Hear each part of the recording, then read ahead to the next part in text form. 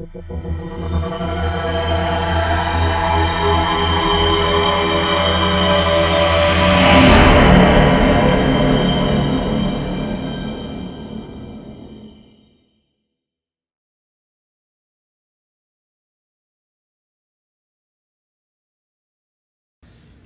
right, hey guys, Bigger again. We're going to go over some more EMS training. So we're going to recap some stuff that we went over during PALS for our guys that have already had PALS. If you haven't had PALS, this will get you sped up a little quicker on some of the skills for the second day. Okay. So one of the big things that we run into people have questions about is the ventilator. A lot of people, the ventilator is very foreign to them and they struggle to understand it. I'll break it down for you in firefighter terms and make it very simple. Okay, the vent is very easy to use. We have probably the best vent in the world. At times, for sure, it's probably more than we need. So there's a lot of stuff on here that you don't necessarily need to know how to use. We're going to focus on learning what's really important about the vent. Today in particular, we're going to talk about pediatric versus adult, which setting to use, why I choose to only use adult, what the different ones mean, and hopefully give you guys a good understanding so if you have either type of call, you can deal with both. We got this picture of the vent here. If you're watching this, get your vent out of your truck and put the vent right in front of your crew, and you guys go through this step by step as I go through it, and make sure that you familiarize yourself with all the stuff is. Okay, so in particular to PALS, using pediatric mode versus adult mode. So you run into some problems with this that I discovered a couple years ago, and there's a previous video on this, so talking about problems that you can have in pediatric mode. In particular, on cardiac arrest when you're doing CPR, it creates a lot of problems, and pediatric mode becomes unusable. Okay, so first, let's talk about the difference between adult and pediatric. We're gonna talk about pediatric first. Obviously, this is your ventilator. When you turn it on, this is kind of what you see, the different things you have next to your buttons. You have the adult and pediatric, what comes up. Adult comes up first, pediatric second. You have the no button, the yes button, your scroll knob, and your on and off button. Okay, so obviously you get the arrest.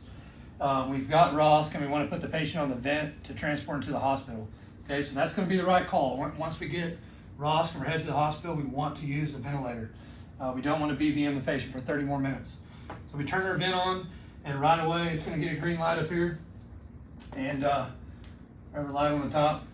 We're going to get the nice green light, and it's going to tell us adult versus pediatric. Okay, so we're going to choose pediatric mode just for the purpose of this discussion because it's a pediatric. And that's going to put us in AC pressure mode. Okay, so you'll notice on the bottom this is different than normal. Normally it would say ACV. Okay, so AC means assist control. Assist control is what we use when we're ventilating the patient. Okay, obviously you have CPAP, BiPAP mode.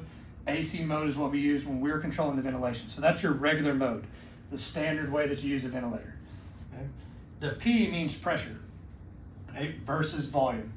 So I want you to think about the ventilator similar to the fire truck, the fire pump that's on the engine. Okay? In the end, all the ventilator is a pump.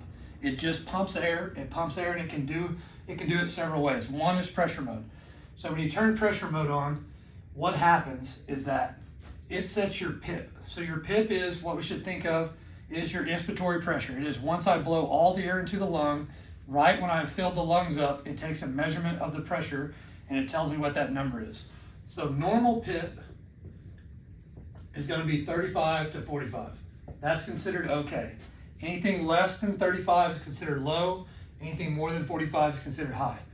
PIP is basically a relief valve. Okay? Once you hit your PIP, the ventilator, when on pressure mode, will stop blowing. Okay? So you have a set of lungs right here. The set of lungs that are in here. We put air into the lungs. It takes a measurement down here at the bottom, and that's my PIP. Okay, so all it is, I'm blowing air into these lungs until that PIP is made. So on your monitor, when you turn this on, you'll notice that this says 30. Okay, so it sets the PIP at 30 as your limit. Okay, it will start to blow a breath in. Your tidal volume will be changeable. Okay, you won't be able to adjust this. It'll just have a number, and it will raise. Okay, so it blows air into your lungs. Once the lungs are full, and this measurement at the bottom matches that number, it stops blowing. Okay? So it's just like if you selected that you want a certain PSI on the truck. Okay? So if you get on the truck, you turn it on, you tell the truck, I want the PSI to be 100. Okay? That pump starts pumping until it reaches 100 PSI, and then it maintains that. The difference between the two is that the ventilator stops. Okay, the ventilator blows one breath, it hits that measurement, and then it stops, where the fire truck obviously maintains it. Okay, very similar to the fire truck. Okay, if you get a guy on the end of your hose and you put it into pressure mode and tell it wants to maintain 100 psi. Okay? You start pushing water through that hose, and the guy on the end of the hose is consistently opening and closing, and just fast as he can, he's letting water in and out and in and out. What happens to the pump? It revs up and it tries to meet that. It doesn't know what's going on, and it can't make a lot of adjustments. It just knows that it's supposed to match 100 psi. So it will blow randomly and crazy, and the truck will be revving up and down all over the place. The same thing will happen with your vent, okay? So instead of thinking about the open and closing of the hose, we think about pumping on the chest being one. So if you have CPR going on, you cannot use this ventilator in pediatric mode. And if you try to use the vent with ongoing CPR, the vent will freak out just like the truck was. It'll rev up all over the place, and it'll eventually shut off. It'll detect that it has a fault, and it will shut down. Okay?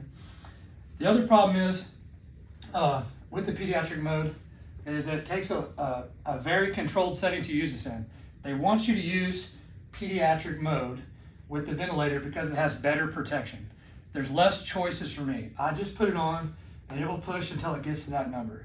The problem is if we have anything going on, we have a leak in the system, we have a kid bouncing around in the back of the truck, we have CPR in progress, etc., etc. All the things that we deal with on a call.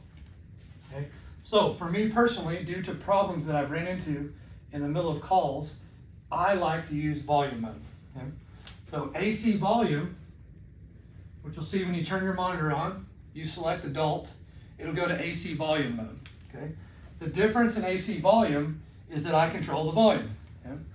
I use the PIP as an alarm, and then I control the volume that goes into the kid's lungs. So as we discussed in PALS on B shift, how do I know what volume to use for a pediatric? Because we don't do it very often. Well, we have a great app called PDStat that I turned them all onto, and it works very quickly. Okay, so we're on the way to call. We're just going to call dispatch for a 4-year-old male that was involved in a drowning. So I put 4-year-old into my phone. I hit airway interventions and then ventilator settings, and it tells me that the tidal volume is 150 to 220. Okay, so I'm going to put it in 150. We get there, we work the arrest. I know that my ventilator setting is going to be 150 initially. I decide to put the patient on the ventilator now. I turn it on, I select adult, and I put my tidal volume at 150. Okay. Now what this does is it delivers a volume of 150 to the patient's lungs, and then it gives me a reading that I can read. The top level is going to be set at 35 on default. Okay. So once it hits 35, this will start flashing and tell me that the pressure is high. If it exceeds 45, it will alarm, give me a red light, and I'll get a red light and I'll get an alarm. That alarm will be high airway pressure or airway pressure high. Okay? Airway pressure high is the most common alarm that we get. So let's say that this says 48 for my PIP. It's going to be flashing at me. It's going to give me the alarm. It's going to say airway pressure high. There's 2 things that can cause high airway pressure, or 3 things that can cause high airway pressure.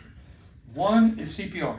Okay? Anytime that we're doing CPR, we're creating pressure in the chest, and we understand that we can no longer use our PIP, which is why I do not use the ventilator during CPR. Okay? If CPR is ongoing, I use a BVM. If I need to use the ventilator, then I'm going to go and I'm going to turn up my alarm setting. So on the side, you'll see 35 and you'll see 10. I can go and adjust this, and I can turn the top number up to 100, and that eliminates my PIP alarm. I try not to do that because this is the only protection I have from popping the kid's lungs. So I try not to turn that alarm up. I just bag the patient during when CPR is ongoing. But during ROS, when we're using the vent, outside of CPR, there's only 2 other causes of high PIP. One is that there is a kink or I need to suction. So if I get a high airway pressure alarm, I check the airway. The airway starts at my tubing on the top of my vent, it's plugged into the top. I follow the tubing to the patient. I make sure that there's no constrictions in there. I make sure that there's not a kink, that I don't have a seatbelt wrapped over or something.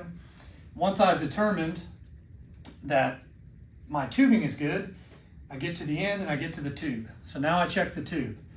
Is the tube full and need to be suctioned, okay? Because that could cause high air pressure. If I'm pushing air into the tube and it's blocked by vomit or blood, then I need to get that out, and it lets me know that I need to suction, okay? The most common, 99% of the time, the main cause of a high PIP is too much tidal volume, okay? So once I get that PIP alarm, I check my tubing, I make sure I don't have a suction problem, I make sure I don't have a tubing problem.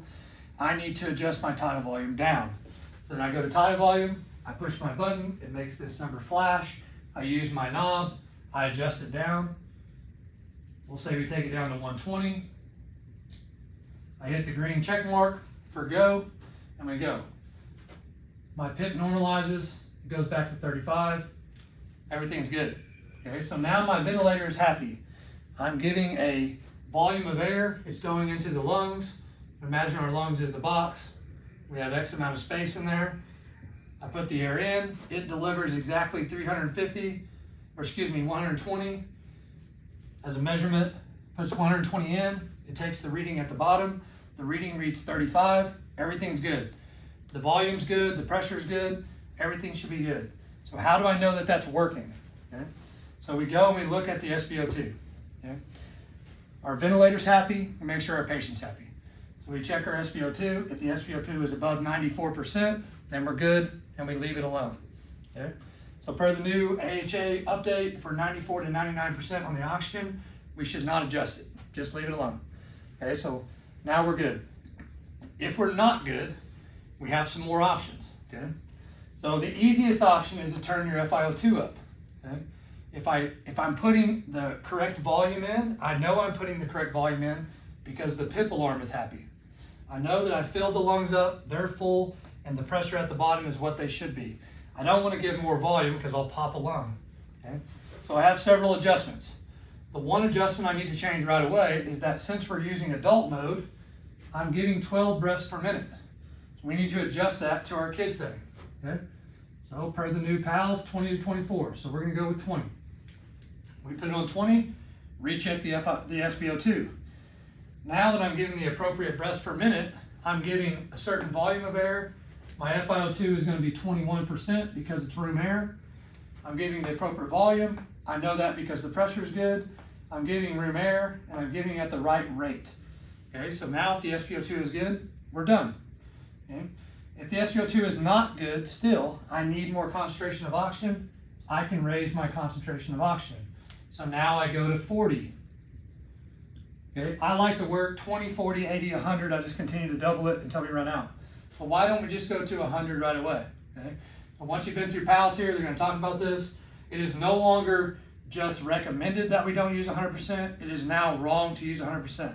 It's causing a lot of problems. They do not want you to titrate from the top down. They want you to titrate from the bottom up. So they want you to go start at 21, see what happens, increase the FiO2 in order to get the appropriate SpO2. Okay? Almost every patient is going to be happy with 40 or 60. They're going to be in that 94 to 99 mark. They don't need 100% FiO2. If for some reason they do, then we go all the way up. And we can go all the way to 100%, obviously. Once you cross the magic 60% mark, the monitor is going to give you a fault, and it's going to tell you that there's a low SpO2 supply and that you need to plug your O2, or excuse me, your ventilator into your O2 supply, either on your cot or on the wall. Okay? So be prepared for that when that happens. You know exactly what's going on. But generally speaking, we can survive 21 to 40%. We can be good on our FiO2, and we can maintain that SpO2 between 94 and 99. Okay? So, like I said, I think this way is easier. It gives me more options. It's more versatile to me. I can make more adjustments, and it's also very easy to use. I don't have to worry about the pressure causing problems. I don't have to worry about moving the patient around and getting these faults with these bad readings. I'm just going to quickly select my tidal volume, put it in, and then I have my PIP to set as my alarm, and we're good to go. So I prefer to use adult versus pediatric. Neither is wrong. Pediatric's there for a reason. If you're in an environment where pediatric and the pressure mode works for you, feel free to go ahead and use it. Hopefully this makes it easier for you on your vent settings. Just kind of a recap of what we went over in PALS class with B-shift. If you have any issues with this, you need more help on the ventilator, let me know, and we'll get another video out there to you. Thanks for watching, guys. As always, make sure you fill out your 1085 so you get credit for your class.